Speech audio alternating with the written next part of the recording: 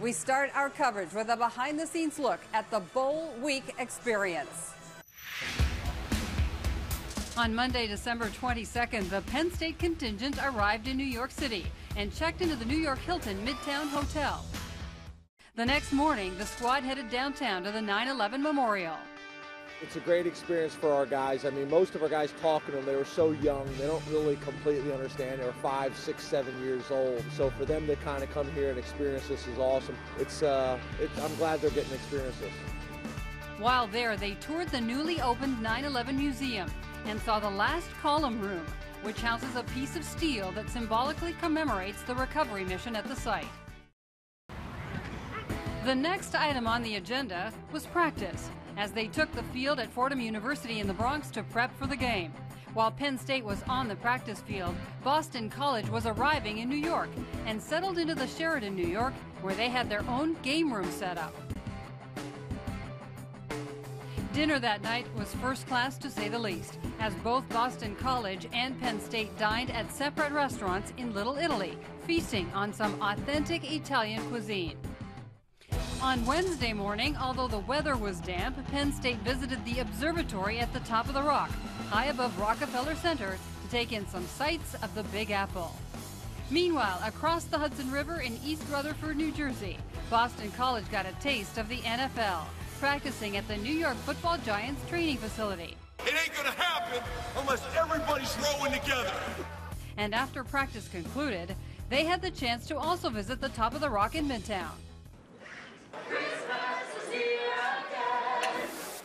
That night, both teams would dine together at Yankee Stadium in the Legends Club as part of a special New Era Pinstripe Bowl welcome reception.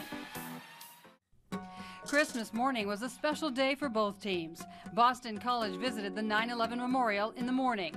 There, Coach Steve Adazio put a red bandana on the etched name of BC alum Wells Crowther, who was one of the heroes of 9/11. He saved many lives that day while wearing a red bandana and is remembered as such by survivors. Obviously, Wells Crowther is a big part of Boston College, and special for all these young people, our team, to have a great awareness of this history and what happened here and to honor these people. Penn State wrapped up Christmas night taking in the Radio City Music Hall's Christmas Spectacular, an ultimate capper to Christmas Day in New York City.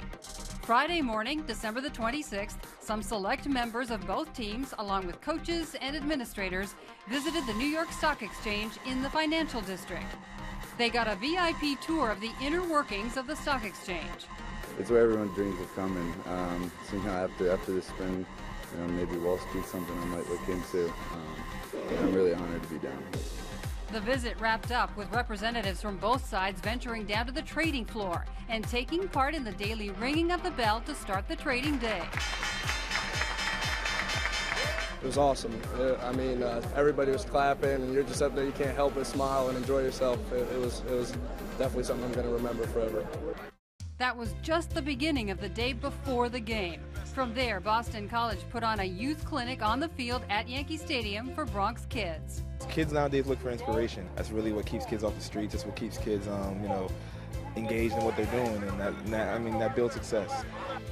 At the same time, Penn State also took part in a special community initiative, visiting the Pediatric Cancer Center at Memorial Sloan Kettering in Manhattan.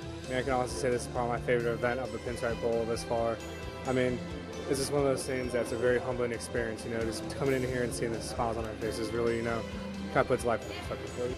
As day turned to night, the Empire State Building was lit up in the respective team colors as anticipation for the game was building, all part of a week full of fun for both universities.